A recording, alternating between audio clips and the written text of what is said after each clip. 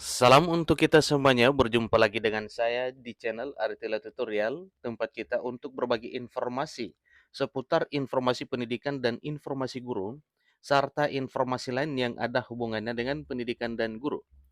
Pada pertemuan kali ini, saya menyapa Bapak Ibu honorer Sanair yang selalu setia melaksanakan tugas tanpa mengenal lelah.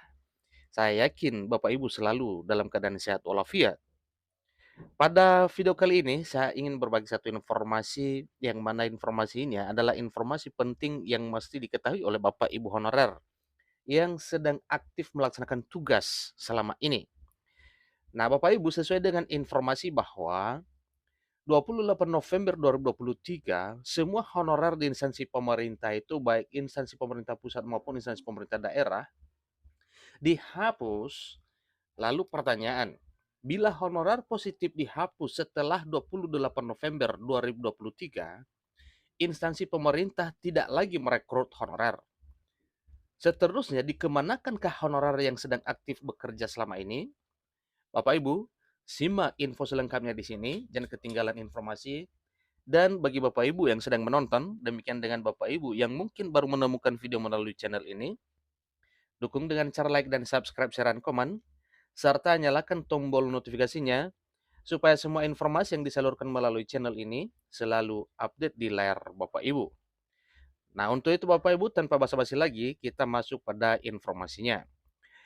RUASN ini syarat honorer diangkat menjadi pegawai negeri sipil 2023. Pegawai honorer, ini salah satu informasi atau beritanya, yaitu pemerintah harus memenuhi sejumlah persyaratan sebelum mereka bisa menjadi pegawai negeri sipil atau PNS.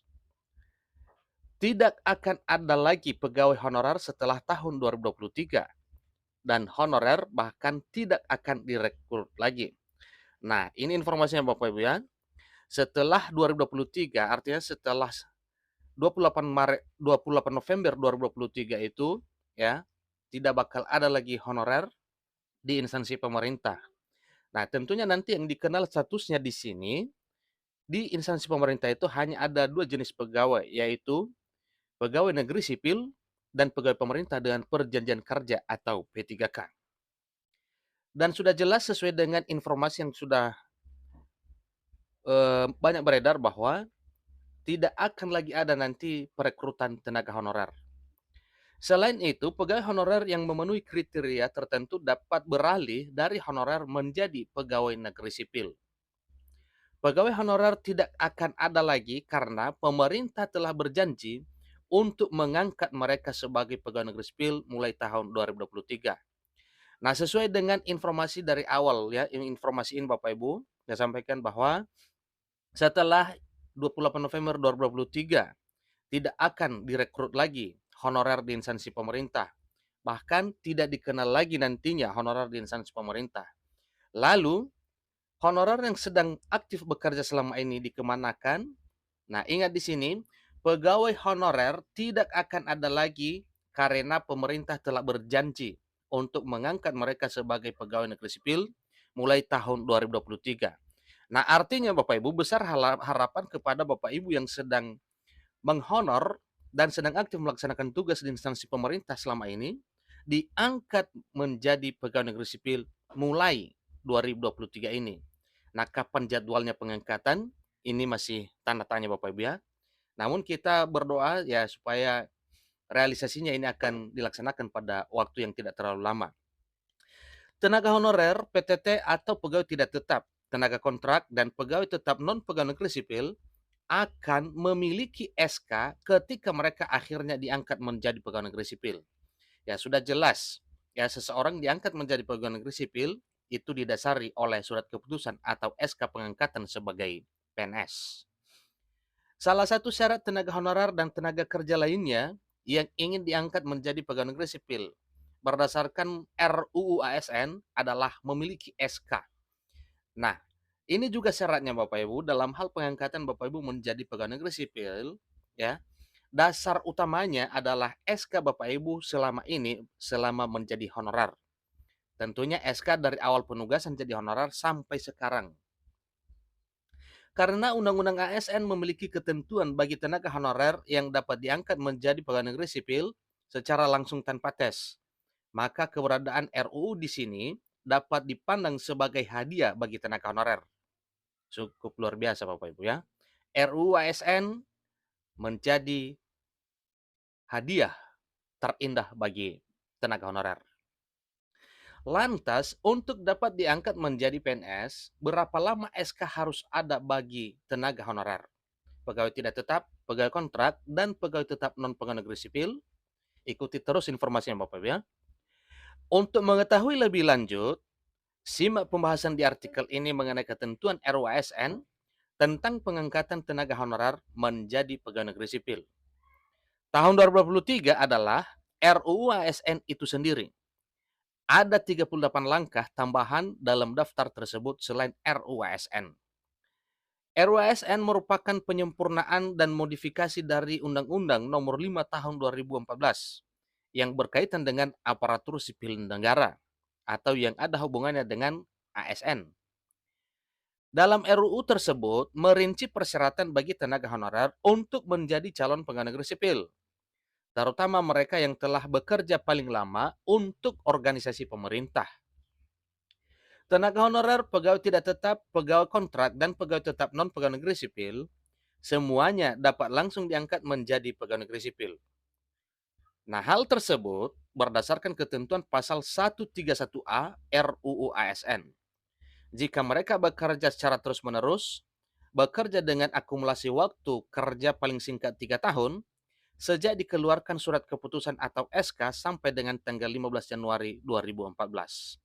Jadi itu satu ketentuan Bapak Ibu ya, yang telah dituangkan dalam RUU ASN, yaitu terdapat pada pasal 131A RUU ASN.